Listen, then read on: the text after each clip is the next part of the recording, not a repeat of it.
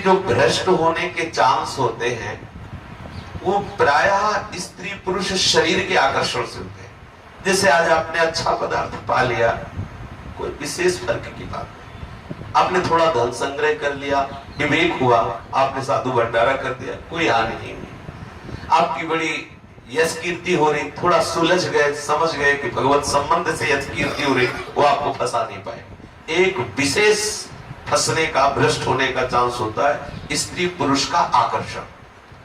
सत्य मानिए, भ्रमण करते हुए हमको ऐसे ऐसे उदाहरण मिले हैं, देखने को मिले हैं, संग से मिले हैं और नगद भी मिल रहे हैं, तो अब भी मिल रहे हैं, क्योंकि आपसे कोई अपनी बात बताता नहीं है और अपने को जब एकांत में मिलते हैं तो अपनी बात बताते हैं, तो उसका भी अनुभव होता है। स्त्री संग की चाह भले ना हो, लेकिन स्त्री प्रियता बनी रहती है।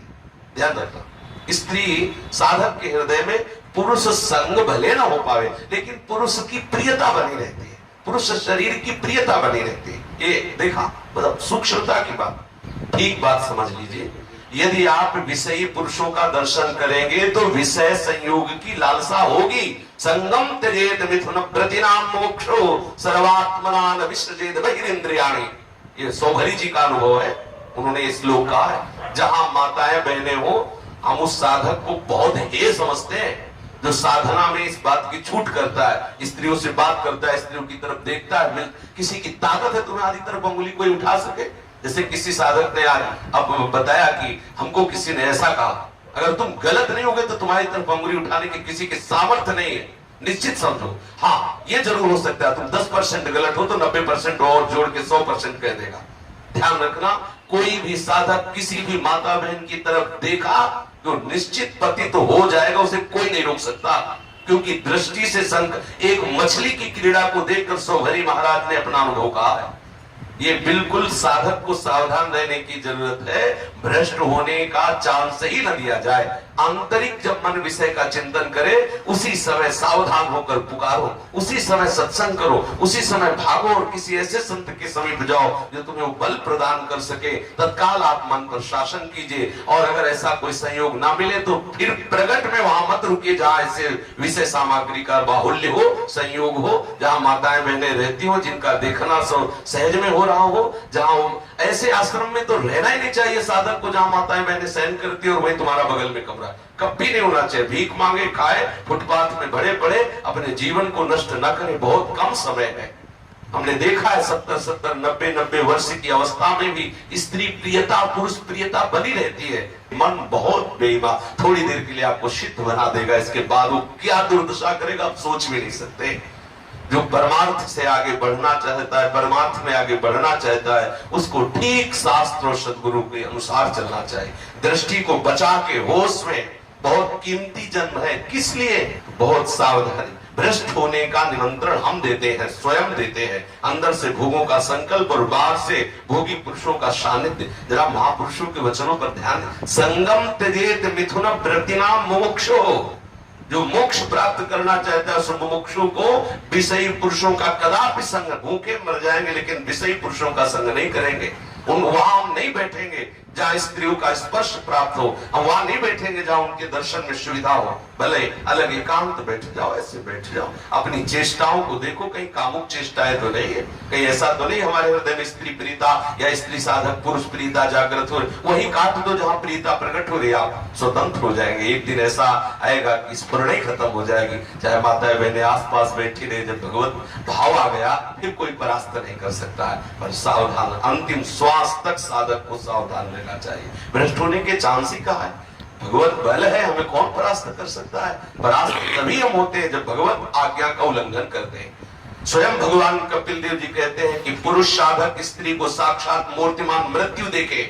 ऐसा शास्त्र उठा के देखिए, स्त्री साधक पुरुष को मूर्तिमान मृत्यु देखे कि अगर इसका संग हुआ तो हमारा भाव नष्ट हो जाएगा।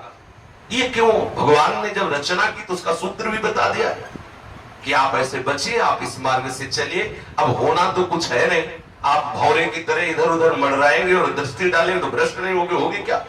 क्यों बात करो, क्या बात करनी है? क्यों देखो उधर, क्या देखना है? श्री जी को देखना है या ये सब देखना है, प्रपंच देखना है? भगवत मार्ग में काहे को है? जब आए तो फिर सीधे चलो। देखो दिन तो वैसे ही कट रहे हैं, चाहे भोगों में काट लो चाहे प्रिया प्रीतम में काट लो, अंदर का कनेक्शन काट दो, चिदानंद रस में डूब जाओगे, बहुत बढ़िया समय है। आगे समय नहीं मिलेगा, भजन करने का नहीं मिलेगा, पक्का समझ लो। बार बार इसलिए करें, सब अन्न दूषित होता चला जा रहा है, संग दूषित होता चला जा रहा है, वातावरण दूषित होता चला जा रहा है। हम कैसे अपनी इंद्रियों को संयम में कर पाएंगे? जहां जितेंद्रियता, जहां सदाचार, पवित्र भोजन और इन सब के द्वारा भगवत भाव की प्राप्ति होती है, वो सब लक्षण हमें नहीं आ पा रहे हैं। इसलिए सावधान रहे, कभी ऐसा संग भ्रष्ट होने के चांस ही नहीं है। चांस तभी होते हैं हम खुद बनाते हैं, हम खुद वो संयोग बनाते हैं जिससे हमारा पतन और हमारा नाश हो, और हम समझते हैं कि हमें मौज मस्ती करते रहे और प्रियालाल हमें गलबैया दे, नरक मिलेगा, नरक पक्का समझ लो। त्रिविधम नरकस्येदम द्वारम नाशनमात्मनः कामा क्रोधा तथा लोभा तस्मात् त्रयं त्यजेत। स्वयं श्री भगवान कह रहे ये तीन नरक के द्वार है, काम, क्रोध और लोभ। अगर आप नरक नहीं जाना चाहते तो काम भाव में मत आइए, क्रोध मत कीजिए, किसी से लोभ मत कीजिए, आप नरक नहीं जाएंगे। स्वयं भगवान कह रहे कि तीन नरक के द्वार है, काम, क्रोध और लोभ। हम अपने मन को क्यों ऐसे चांस देते हैं जहां से हमारे मन में कामुकता जागृत हो? हम क्यों किसी की तरफ देखें, क्यों किसी से बात करें? हम वहां खड़े ही क्यों हो जहां हमारा मन हमें परेशान करे? हम अपने मार्ग पे चले तो हमारे भ्रष्ट होने की कोई भ्रष्ट वही साधक होता है जो शास्त्र और गुरु की आज्ञा का उल्लंघन करता है। नहीं, दृढ़ निश्चय से कह रहे हैं कभी किसी भी तरह से आपका कोई नाश नहीं कर सकता यदि शास्त्र की आज्ञा के अनुसार चले, कभी नहीं हो सकता। आप नजर झुका के रखिए, कभी कोई बात करने का संयोग, हम तो कहते हैं साधक को बात करने का संयोग आएगा ही क्यों आएगा? हमारा केवल उद्देश्य है उदर पोषण, तो गए राधे श्याम बोला, आंख नीची करके मधुकरी ले ली, रास्ता देखने के लिए नेत्र नीचे आए, ठाकुर दर्शन किए, नीचे नेत्र किए, किसी की तरफ देखने नहीं तो रास्ता ही नहीं बचा। हम श्रवणेन्द्रिय को, नेत्रेंद्रिय को अपने शासन में रखें, कोई कामुक बात न सुने, कामुक दृश्य न देखे, तो अंदर छोटी मोटी स्फुरणाएं हुई भगवत भजन से शांत हो जाती। हम सबके हृदय में उत्पन्न होती, ऐसा नहीं। जब तक भगवदाकार वृत्ति नहीं हो जाती तब तक ये विकार रहता ही है। पूर्व संस्कार जन्म जन्मांतरों के हैं, उनको हटाते रहना चाहिए। और एक दिन ऐसा आता है हृदय एकदम शांत निर्मल, जब घर में खाने को मिलता है तो बाहर झूठी झूठी पत्तले चाटने की इच्छा नहीं होती। निज सुख बिन मन होई कि थीरा, जब अपना मन परमात्मा सुख में, कहाँ मलमूत्र के इन शरीरों में कोई राग करेगा जिसको भगवत चरणारविंद का अनुराग प्राप्त है। खूब प्रवचन सुनो, आज्ञा का पालन न करो, चिंतन मनन न करो तो भ्रष्ट रखे हो। मिलो चाहे किसी से ना मिलो, समझ लो, मिलो चाहे ना मिलो, बाहर से ना मिलोगे तो अंदर से वो सब काम कर देगा जो उसको करना है। मन बहुत बलवान है, जरूरी थोड़ी कि तुम परस्पर विपरीत शरीर से मिलो, स्त्री या पुरुष मिलने की कोई जरूरत है, बिना मिले आपको भ्रष्ट कर देगा। बहुत बलवान मन है, हमें मन से ही ठीक कर लेना, अंदर ही अंदर सुधार कर लेना। साधना गुरु किस लिए बनाया जाता है, इस मार्ग में क्यों चला जाता है? हमें वो युक्ति चाहिए जिस युक्ति से हम मन को संभाल के अगर आप थोड़ी देर के लिए, जैसे हम किसी माता बहन की तरफ देख रहे हैं, मन कह रहा भगवत भाव से देख रहे हैं, लेकिन शास्त्र निषेध करता है एक बार अचानक दृष्टि चली जाए भगवत भाव कर लेना है वहां, लेकिन भगवत भाव से इनको देखना भी नहीं है। शास्त्र निषेध करता है स्त्री दर्शन, स्त्री संभाषण, एकांत में स्त्री के साथ हंसी मजाक, शास्त्र निषेध है भगवत स्वरूप, लेकिन हमें नहीं देखना। अचानक दृष्टि चली जाए तो हम इन पर भगवत भाव कर लेते हैं और इनको दोबारा नहीं देखते, क्योंकि शास्त्र की आज्ञा है।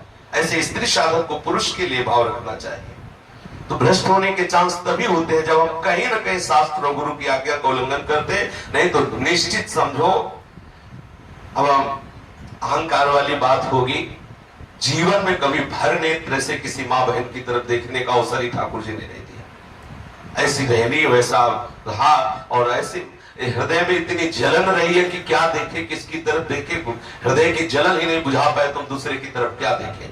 ऐसी और 7-8 दिन रोटी नहीं मिली तो किसी की तरफ देखने का चांस क्या रहेगा। ये जो आज आप सुख सुविधाएं सब देख रहे हैं, ठाकुर जी की लीला है। शरीर रोगी तो इसलिए थोड़ा ऐसा भी है, नहीं तो इतना वैराग्य से जीवन, किसी जब पेट ही जल रहा है भूख के मारे, ठीक करने नहीं पो 3 दिन तो यही नहीं पाया इसी कुटिया में। जब भोजने नहीं जा रहा है, अपने आप आते भूख चिल्ला रहे, अन्न नहीं चिल्ला रहे, तो किसकी तरफ देखेंगे? जब दही और दूध और रबड़ी और मलाई खा के निकलेंगे तब इधर उधर देखने की इच्छा होगी। अगर हम रूखा सूखा खाए, जिसका भोजन शुष्क उसका भजन सरस, और जिसका भोजन सरस उसका भजन नीरस। जिसका भजन नीरस होगा वही विषय वासनाओं का चिंतन करेगा, वही विषयों की तरफ चलेगा। एक बार भगवान के चरणारविंद में मन लग जाए, कहीं भी रखे कैसे भी रखे क्या फर्क पड़ता है। पर साधक को बहुत सावधान रहना। जो भ्रष्ट आचरण करते रहते हैं ना, और समझते हैं हम बहुत ज्ञानी है, बहुत ये उपासना वो कर लो मनमानी, परिणाम जब आएगा तो अपने आप तुम्हें भोगना पड़ेगा। परिणाम की तरफ साधक परिणाम की तरफ देखता, विषय प्रत्यक्ष अभी तत्काल सुख मिल रहा, परिणाम की तरफ, अज्ञानी परिणाम की तरफ नहीं देखता। आपकी साधना में आपको क्या सुख मिला, श्री हरिवंश प्रमाण मनम, आपका मन ही आपका प्रमाण है। आपका मन आपको प्रमाणित करेगा कि आपकी साधना ठीक चल रही कि नहीं चल रही। आज सुबह सुन रहे थे कि साधक को आप निरीक्षण करते रहना चाहिए। यदि शीतलता, शांति, क्षमता, भगवत चिंतन ये बढ़ रहे हैं तो आपकी साधना ठीक चल रही। अगर विकार बढ़ रहा है तो आपके साधन में त्रुटि, आप उसको खोज लीजिए। सत्संग किस बात का होता है? सत्संग दर्पण है, आपको दिखाता है कि आपका चेहरा कहाँ दागी हो रहा है, अंतःकरण आपका कहाँ गलत हो रहा है, आप कौन से आचरण में गलत हो रहे हैं। अगर आप ठीक से चलेंगे तो भ्रष्ट होने के चांस है ही नहीं। बिल्कुल निश्चित समझ लीजिए, सब रूपों में श्री भगवान है। आप ठीक से चलोगे तो कृपा करके आपको बाधा पहुंचाएंगे ही नहीं, और आप अहंकार कर देंगे तो इन्हीं में से कोई एक ऐसा तैयार हो जाएगा, तुम्हें नाक रगड़नी पड़ेगी, तुम्हें घुटने टेक देने पड़ेंगे, तुम्हारा नाश हो जाएगा। ये भगवान ही सब रूपों में है, और काम रूप में, क्रोध रूप में, लोभ रूप में, मोह रूप में, मद रूप में, वही है, दूसरा कोई नहीं। भ्रष्ट कैसे हो सकते हैं? क्योंकि वही सब रूपों में। आप जहां आप अहंकार करेंगे, जहां आप विपरीत आचरण करेंगे शास्त्र के विरुद्ध, वही कोई न कोई रूप लेके आपको रौंद देंगे, परास्त कर देंगे।